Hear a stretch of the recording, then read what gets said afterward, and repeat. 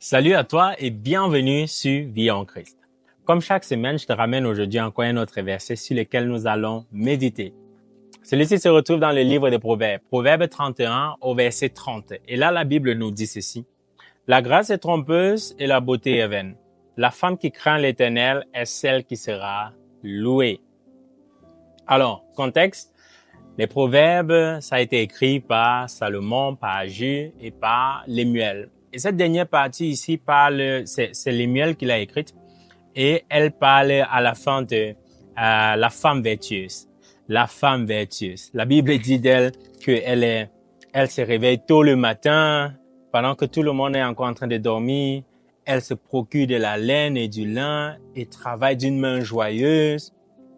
La Bible dit, elle ouvre la bouche avec sagesse et donne les instructions aimables, ainsi de suite. Lémuel dit, la grâce est trompeuse. La grâce est trompeuse. On connaît la grâce aussi comme faveur imméritée, mais ce n'est pas de la même grâce qu'il s'agit ici. La Bible, le mot qui a été employé pour dire grâce ici, c'est le mot chaîne en hébreu. Et chaîne ne veut pas seulement dire grâce comme faveur imméritée, mais ça veut aussi dire par exemple attrait.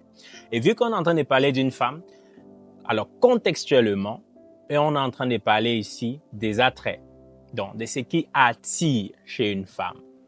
Ce qui attire est trompeur. C'est exactement comme on dit, tout ce qui brille n'est pas or. C'est pas parce qu'elle est jolie et tout que tu ne connais pas l'intérieur. L'intérieur peut être très sale, mais l'extérieur peut être très beau. Alors, la grâce ici, on pourrait comprendre ça de deux façons. Premièrement, attrait, c'est ce qui est écrit ici. Mais une autre vérité également qu'on pourrait tirer d'ici, c'est qu'on se réfère à Paul dans le livre de Romains, chapitre 6, verset 14.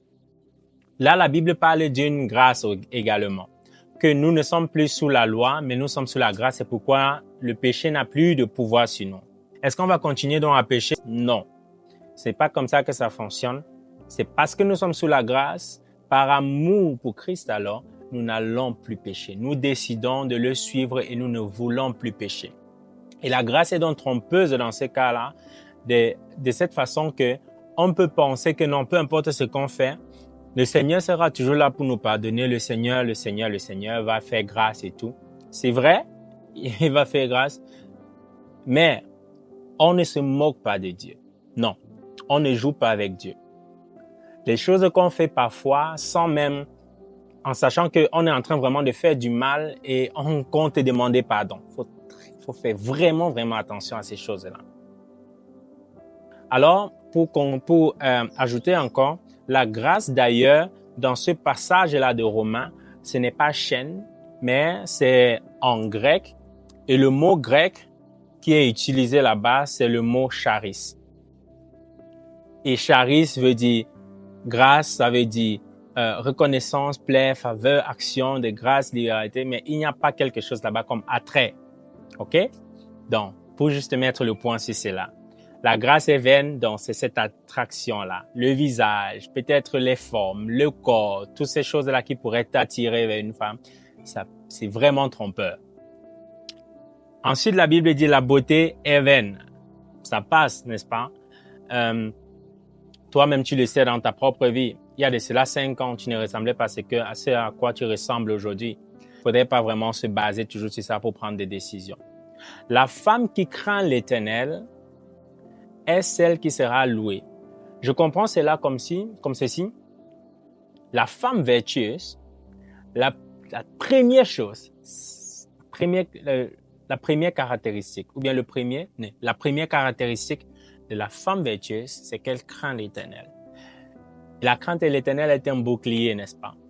La crainte de l'Éternel nous pousse à faire des choses bien. La crainte de l'Éternel nous pousse à faire des choses comme l'Éternel le voudrait. Mais qu'est-ce que l'Éternel veut? L'Éternel veut le meilleur pour nous. L'Éternel veut le meilleur pour ceux-là qui nous entourent. C'est pourquoi, si tu veux être une femme vertueuse, pour être une femme vertueuse, le premier trait, la première chose à faire, c'est de craindre l'Éternel. Peut-être on aura l'occasion d'en parler un peu plus dans plus de détails prochainement. J'aimerais aussi encourager quelqu'un à lire tout ce proverbe ici, 31, C'est tellement challengeant, surtout pour une femme. C'est tellement challengeant. Alors, nous sommes à la fin de la vidéo. N'hésite pas à t'abonner, à liker, à commenter cette vidéo. Et on se dit à la semaine prochaine. Que le Seigneur te bénisse. Ciao, ciao.